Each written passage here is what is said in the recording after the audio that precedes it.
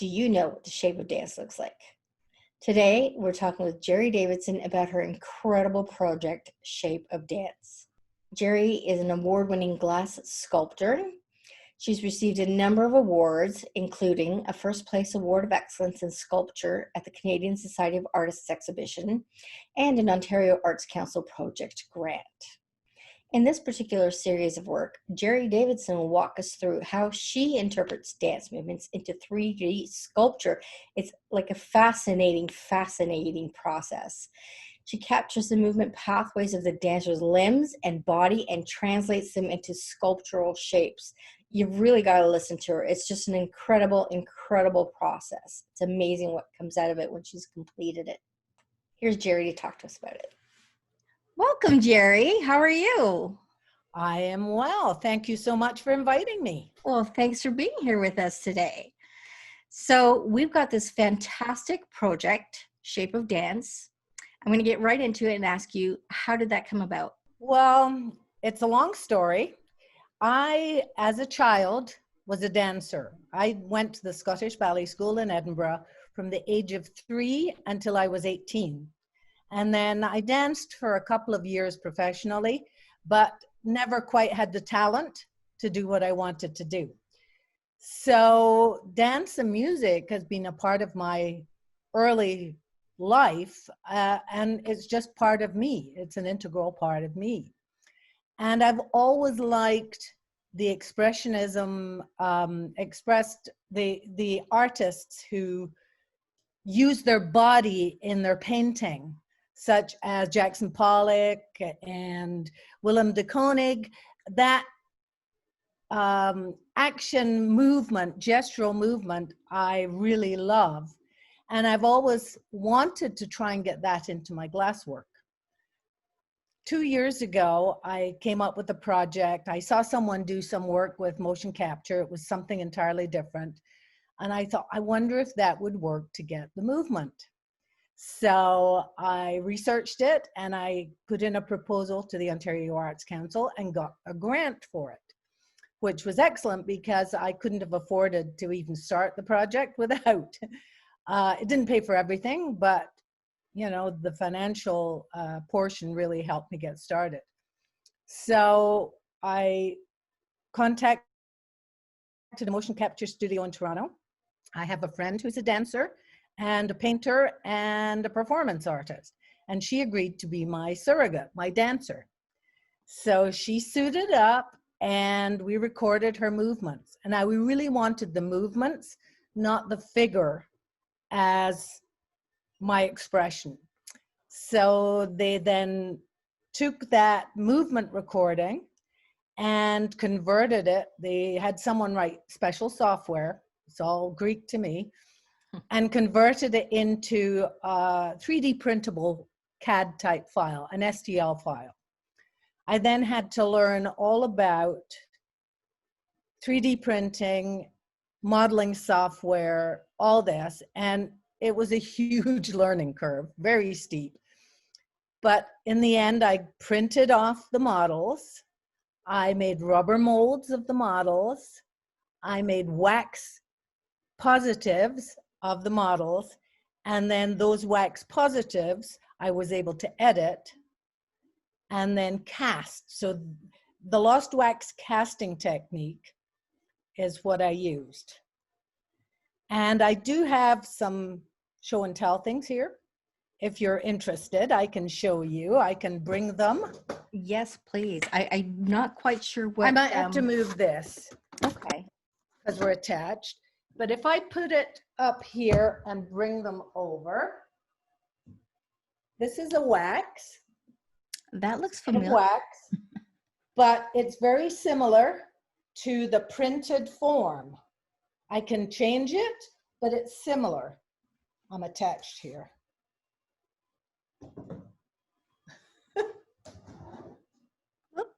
This is a rubber mold that I made of the model that I can pour the wax into. Whoops. Okay. Oh, so how do you make the mold? I make the mold using, that's brush-on rubber silicone and plastic stuff that makes some other mold to hold it in place. Okay, so I just thought that would be easier than trying to explain it. That's very interesting. Picture's worth 1,000 words, right? So I then cast the pieces from I put plaster of silica around the wax, and I cast the pieces in the kiln at about 1535 degrees. The casting will take 2 to 3 weeks because of the annealing time. And then when they come out, I'm going to move again. I just think this is easier. Yeah. You can. Oh, wow. And you see, that's what it looks like when it comes out the kiln. It has to be ground, sandblasted, and polished. And this is the same piece. And that's after it's been polished? After it's been polished. I can bring this over. Is that what you call a cold worked? Yes, cold working is grinding and polishing. Oh, I see. Okay. There's quite a bit of work in the cold working process, but I do have someone that does that for me because I hate it. Well, that's always good to have somebody. And she likes it. Yeah. So I pay her to do it. Brilliant. Yes. She's a very good cold worker. Oh, so. very good. So besides being a dancer, like what brought you to this point? Like how did you decide to work with glass as opposed to a different medium? Well, I've always been a maker. Even as a child, I knitted, I quilted. I had uncles that did woodworking and they taught me some woodworking. I've just always liked to make things with my hands. And when I was older, I tried some stained glass. And glass to me was just such a magical material. And it almost is similar to dance in that to be able to dance well, you look fragile, but you're really very strong. And for me, glass has that property too. If you drop it on concrete, it's probably going to shatter, but it's a very, very strong material, but it looks fragile and it looks delicate and it looks ethereal. And I did stained glass for a number of years and then took just a little workshop locally when we were living in Virginia. And it was called No Fear Fusing. And we had tiny kilns, I mean, really tiny. And we melted marbles and baby glass, baby food jars. And just the fact that you could get this beautiful material to move was just magic to me. So I decided I had to start glass casting, or in fact, initially fusing. And that was in 2000. Oh. And I worked my way through many different forms of kiln work, but I'm almost exclusively a caster now, a glass caster. So going through this whole process, you had the dancer, you had the computer simulation, all that fun stuff. Now it comes time to actually build these models. Did you have breakage? Did you have any breakage in the kiln? Oh, I had a huge amount of breakage. I have multiple pieces in my basement that didn't work. Either the plaster would crack in the kiln because I would have to take it up quite high to get the glass to flow into the narrow spaces, or it would break when it came out because I hadn't annealed it long enough. So I had to play with the program in the kiln, change that multiple times, and change what investment I used to make sure that I didn't have breakage. You said annealed. Yes. What does that mean? So when you cool glass down after you've fired it, it becomes liquid. And as you cool it down, the energy, and it cools at different rates. It's still molten perhaps in the middle and hardening on the outside. And that creates tension. And if you don't very slowly control that cool down, the glass will break. It may not break immediately, but it will break eventually because there's tension within that glass. So how would you know, once you take it out of the kiln and you let it anneal, do you call it? Anil? After you, I guess, excavate it, is that then, Yeah. would it be Yeah. after the breakage would It happen? might How be quickly? broken as you take it out. Oh, I see. It might break because I'm cold working it, so grinding and polishing it. I'm putting stress on the glass. So if there's any tension in there, the chances are that's when it's going to break. Oh, but you wouldn't know that Okay. until you did that. There are charts for annealing. The problem is they're for even thickness glass. So you do have to experiment. And I found that essentially a little more than doubling the thickness, the anneal time for a specific thickness works for this glass. And not grinding it or polishing it for at least a couple of days after it's cooled down. Oh, to give it some more time to just relax Yes. a little bit. You know, I've Yeah. made those mistakes. So Very expensive mistakes. yes, they are. So from start to finish, let's take one piece. From the time that you have the computer printout, how long would that take to do it, mold it, cool it, grind it? If you were just working on one piece, not Okay. multiple pieces. It's a hard thing to answer because I never just work on one piece. Right. But if I was, I think at least 4 months, perhaps 6 months. Wow. That being said, I use the shapes differently. So once I have my rubber mold, I can use that same shape in different ways. Each piece is unique, but I've started combining these shapes Oh, interesting. and editing the wax once it's out. So each piece is unique, but they might start with the same spiral shape. Very interesting. And the names of your pieces, the titles, do they refer to dance movements? Mostly they refer to dance movements or music. Nocturne, for instance, you know, it's pretty obvious. It's a piano movement, but also it's a dance, it's a solo dance. So pirouette is a given, arabesque is a given. Fouette is actually a whipping movement. It's a dance movement that you whip your leg and turn very quickly. Oh. So I know it's a bit of an not joke, but an in subject for me to use these titles, but they mean something to me. And they might mean, because mostly they're in French, they might mean something else to somebody else. So. Right.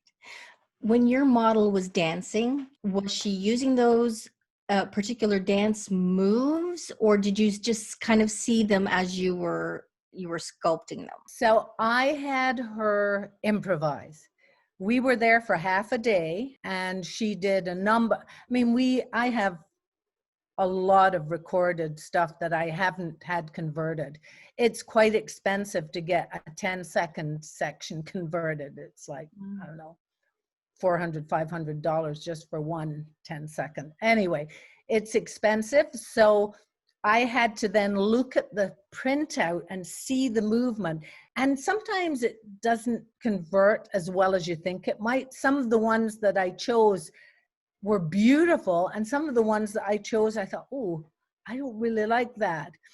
That being said, I am learning Rhino, which is a modeling software, and I am trying to reverse engineer some of the movements so that I can change them. Wow. So that's what I've worked on. I'm not spending enough time on it, right? That's in the works. I'm learning Rhino. I had someone teach me via Zoom, because of course we were all isolating, of course, how to reverse engineer.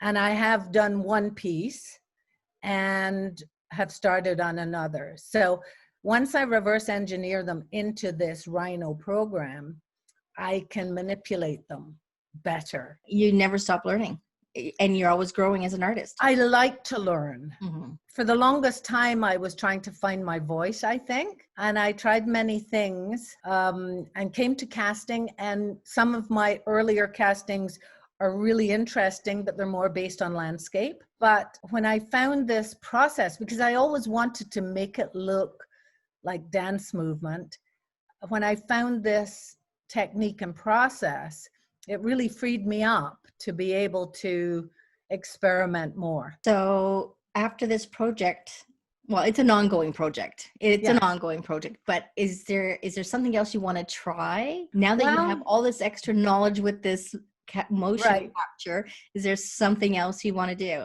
Well, building on this project, a couple of things.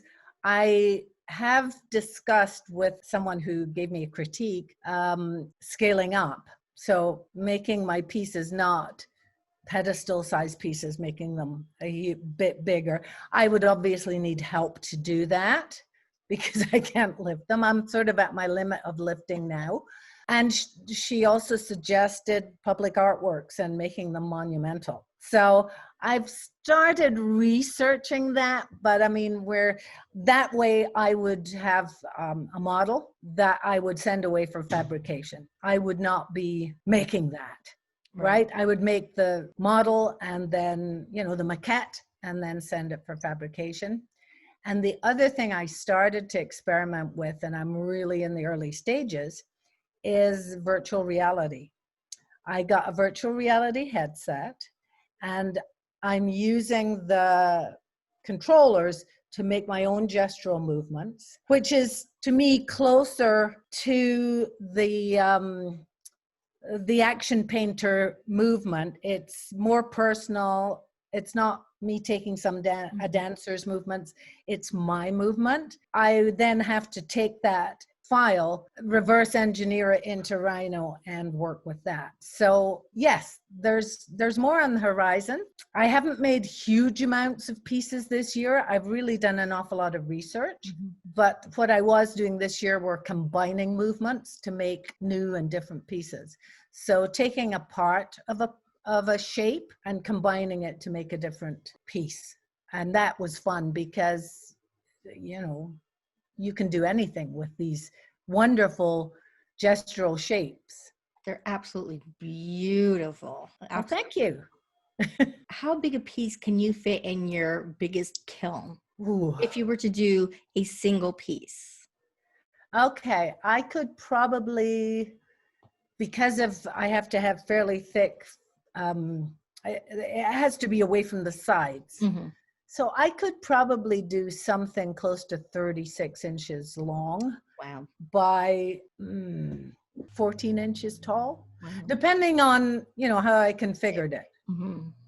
But you're thinking you're going to go big, like big. Well, I have a friend who has a bigger kiln and has all the lifting equipment, and he is willing to help me once I create some larger. And I'm talking 3 feet by 2 feet. Wow. I'm not talking monumental here, because if it came to that stage, someone else would have to definitely make that. But he's willing to help me with all that. He's willing to help, lift it. He's got all these lifting things in his garage that we can use. So, yes. Wow, that's exciting. I'm excited.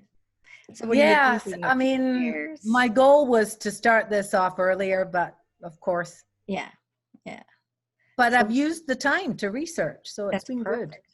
So when can we expect to see something like that? A couple years, 2 years, 3 years? I'd like to. I mean, my goal originally was to make a couple of much larger pieces this year. So maybe next year, depending on when we get out of this crazy, isolation. Wow. Because I can't do it on my own. No. I need help. A few people to help, I'm sure. Yes. Yeah. And lots of lifting equipment. Okay, so you explained a little bit, but how has your glass work transformed since you started? I know you said you started with stained glass. Yes. And then how did it transform, and what were the major points that go, aha, I'm going to try this? Well, when I did stained glass, I was really drawn to lamp shades. I was drawn to 3-dimensional forms as opposed to flat panels, which I always liked that. And then once I learned that I could melt this glass and do all sorts of things, I mean, initially I had a very small kiln. I made jewelry. I made very small dishes, that sort of thing. Once I started working larger pieces, I think what's happened is my work has become less busy, more minimalist. It's not minimal, but there are less elements in it. I would have multicolors in my work, all sorts of things. I used to do a lot of manipulating in the kiln, so the lines of colors would mix. And I like that, but when I think about it, I like it a little quieter. And in fact, my earlier castings in this series are busier because I took the whole shape, and my later castings, I am taking sections of the shape and it's just a little quieter. And they've pretty much all been single one color, although this year I did experiment with shading of two colors, gray to clear, you know, that sort of thing. But I think that's probably, I think it's a little more, a little less busy. Mm-hmm. And quieter, probably. That's what I'd like to think. Right. And I've known you for a few years, and I see it as more of a, not calming, because it's a lot of work that goes into it, but more, like you said, quiet, elegant, it's very much like you. And as you're becoming more and more, I don't want to say quiet. Quiet's not the right word for you, because I mean, you're quite eloquent, but you're very calm. You're a calm person. You're pretty even cute. No? Maybe. I don't think so. No? Not terribly calm. I would like to be calm. Perhaps that's my goal. When I grow up, I would like to be calm and elegant. It's a goal to be calmer. Okay. Speaking of calm, what do you do when you're not? I don't have a lot of spare time these days, but I do walk. I have 2 dogs, and I like to walk my dogs. I find, particularly in the COVID situation we're in, walking through the trees in the country, I feel so much better after walking for an hour or so with my dog. And I've also taken her to some training classes. So, you know, agility for fun. I'm not competitive with it, but just fun stuff. And I took her to a circus dog training class, which was huge fun, right? Very cool. But yes, I don't have a huge amount of spare time. I didn't think so, but I thought I would ask what you did to calm yourself. There we go. Okay, here's a question for you. If you could climb into the heads of your audience, anybody who sees your work actually, what would you hope that they would be saying about your work? I would hope not that they would say something about my work. I would like them to feel an emotional connection to it, to feel the emotions that I'm trying to instill in it. Whether it be the gray piece that I've been working on, I've been fighting to figure out a title, but to me, it suggests sorrow or grief, which is not a great title for a piece because people don't really want to buy something called sorrow or grief. But there's definitely that feeling, but there is clear and white within it. So there's an element of hope in there. So I have to figure out a title for that. So if you think of one. I think you just did. I think you just said hope. Yeah. Okay, maybe. That's not a bad idea. I try and, I mean, for example, flamenco, which is a 3-part wall piece, is vibrant red and swirling spirals. And to me, you know, flamenco dancing is all about passion and strength and love. And to me, that, you know, so the color is important too, right? To the emotion as well as the shape. And you've done that beautifully. Well, thank you. As I say, I'm learning as I go along. I'm still learning. We all still learn, I think. Well, if we stop learning, then yes, Yeah, We may as well just lie down. that's right. We're not ready to do that yet. No, not yet. Yep. Did you want to see my 3D printer working? Yes, actually, that would be great. Oh, look at Wait a that. minute. Is this a new piece you're working on, or? Yes. This is a very large piece. This is a section of a large piece. It's a very slow process, is it? Oh, it takes days. Oh, really? Yeah. This So piece would is this, probably a 3-day piece. wow. So would this be one section of a piece, or One section of a piece. In fact, it's a section, a much larger, sorry, I'm making you dizzy, I can see, a much larger section of that piece. Wow. So I've scaled it up quite a bit. This Wow. is a piece. So then when you put these pieces together, how do you glue them together? I just use a rubber glue. The Oh. old-fashioned rubber glue works really well. But then I use clay, not water-based clay, oil-based clay to fill in any cracks and to clean it up. And if I have any holes, I can fill them with a wax. Okay. And then that's when you put that rubber silicone Yeah. on it. Okay. Well, this has been fun, Jerry. I really appreciate your time. Well, thank you. And it's been far less scary than I thought it might be. I'm just, I find when I have to give a presentation, for example, I do get very nervous. Mm-hmm.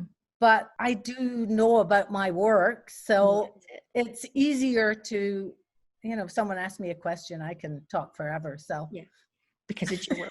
Yeah, and it's just me and you talking, kind of, sort of. Exactly. Yeah. Anyway. Yeah. Exactly.